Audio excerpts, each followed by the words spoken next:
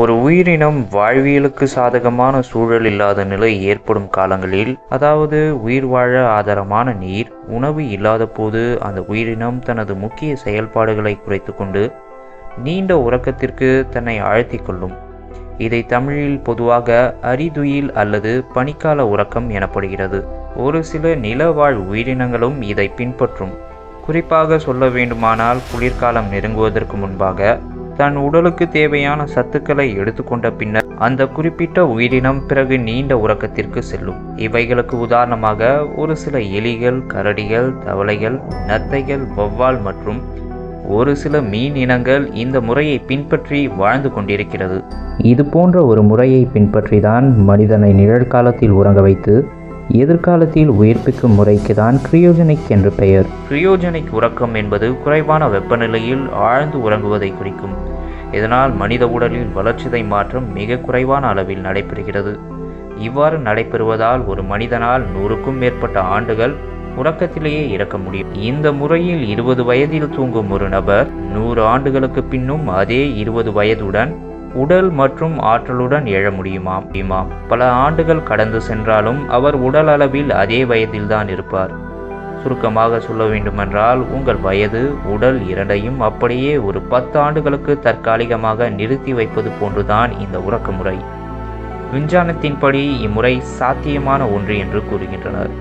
ஒருவர் தன் கையை இழந்தால் மீண்டும் அதை அவரது உடலுடன் இணைக்கும் வரை ஒரு ஐஸ் பெட்டியில் வைத்து குளிர்விக்கிறார்கள் அல்லவா? அதுபோல உயிர் போகாத உடலை ஐஸ், சால்ட், பிற வேதி கலவைகளை வைத்து எவ்வித பாதிப்பும் ஏற்படாத வகையில் நீண்ட நாட்கள் பாதுகாக்க முடியும். இதை 1993 டெமாலிஷ் மேன் என்ற திரைப்படத்தில் இதன் நுட்பம் குறித்து காட்டியிருப்பார்கள். ஆனால் அதற்கு முன்பாகவே 1992 ஃபாரெவர் யங் என்ற ஒரு திரைப்படத்திலும் இதனை காட்டியிருப்பார்கள். குறிப்பாக 2014 வருடம் வெளிவந்த இன்டர்ஸ்டெல்லார் திரைப்படம் மூலம் இதை பற்றி அதிகம் அறிய ஆரம்பித்தனர். அதன் பிறகு பல திரைப்படங்கள் வந்துள்ளது. Alien, Batman, James X, captain America, underworld என்று பல திரைப்படங்களிலும் இதனை காட்டியிருப்பார்கள்.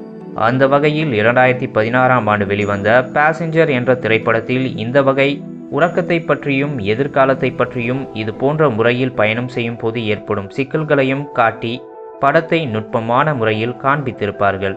சரி, இந்த உறக்கத்தால் என்ன பயன் என்ற கேள்விக்கு, நோயாளியை இந்த முறையை கொண்டு உறைந்து போக செய்துவிட்டால் நோய் தீர்க்கும் வழிமுறைகளை கண்டறிந்த பிறகு அந்த காலத்தில் அவரை மீண்டும் உயிர்ப்பிழித்து அந்நோயை குணப்படுத்தி கொண்டு வாழ வைக்க முடியும். ஆனால் தற்போதைய நிலவரப்படி உயிருள்ள ஒருவர் அப்படி கிரியோனிக் சஸ்பென்ஷனில் வைக்க சட்டம் இல்லை.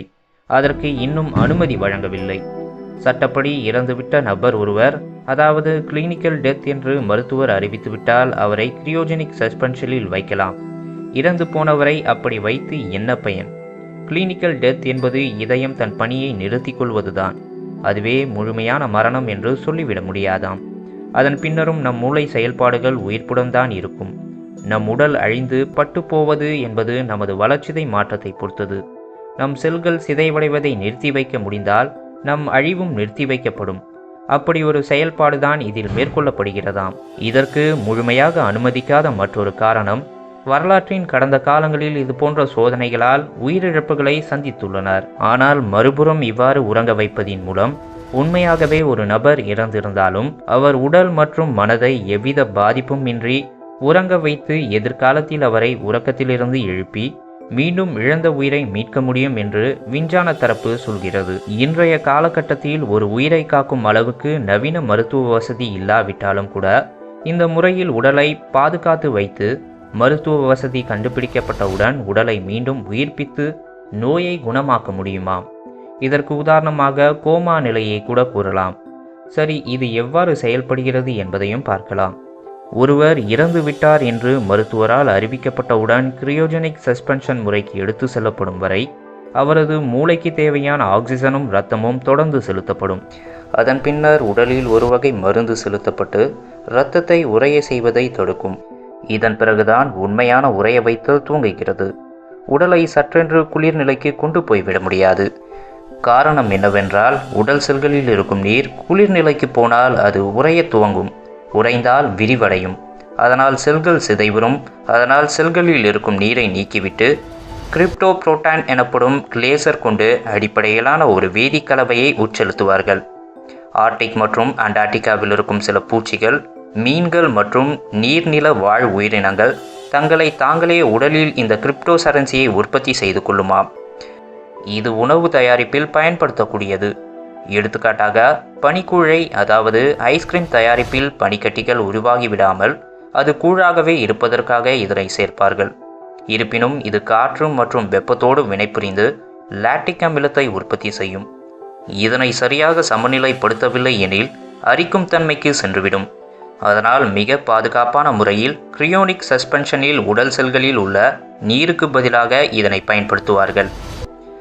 எதை பயன்படுத்தினாலும் நோக்கம் என்னவென்றால் உறைநிலை குளிரில் இருக்கும் செல்கள், திசுக்கள் மற்றும் உறுப்புகள் உள் ஐஸ் கிறிஸ்டல்கள் உருவாகுவதை தடுப்பதுதான். வெர்ச்சுவல் செயல்பாடு. இந்த deep cooling without freezing system, அதாவது ஆழ்குளிர் நிலைக்கு உட்படுத்தி வளர்ச்சிதை மாற்றம் நிகழ்வதிலிருந்து நிறுத்தி வைக்கும் முறைக்கு பெயர்தான் வெர்டிஃபிகேஷன். அதன் பின்னர் -130 டிகிரி செல்சியஸ் அளவிலான வெப்பநிலையை எட்டும் வரைக்கும் உடலை உலர் பனிக்கட்டியில், அதாவது ட்ரை ஐஸில் வைப்பார்கள். இதோடு வெர்டிஃபிகேஷன் செயல்பாடு முடிகிறது. இதன் பிறகு -196 டிகிரி செல்சியஸ் வெப்பநிலையில் திரவ நைட்ரோஜன் நிரப்பப்பட்ட ஒரு பெரிய உருளைக்குள் உடலை தலைகீழாக நுழைத்து வைத்து விடுவார்கள். ஏன் தலைகீழாக என்றால், ஒருவேளை உருளையில் ஏதேனும் கசிவு இருந்தால் அல்லது ஏதேனும் படிவுகள் ஏற்பட்டால் தலைப்பகுதியில் இருக்கும் மூளை மட்டுமாவது இறுதி வரை பாதுகாப்பான குளிர்நிலையில் பத்திரமாக இருக்கும் என்பதற்காக. அறிவியல் பூர்வமாக இந்த வகை முயற்சிகள் கைகூடுமா இல்லையா என்பது இனி வரும் காலங்களில்தான் தெரியும். ஏனென்றால் இதற்கான ஆராய்ச்சிகள், விவாதங்களும் இன்னும் நடந்து கொண்டுதான் இருக்கிறது.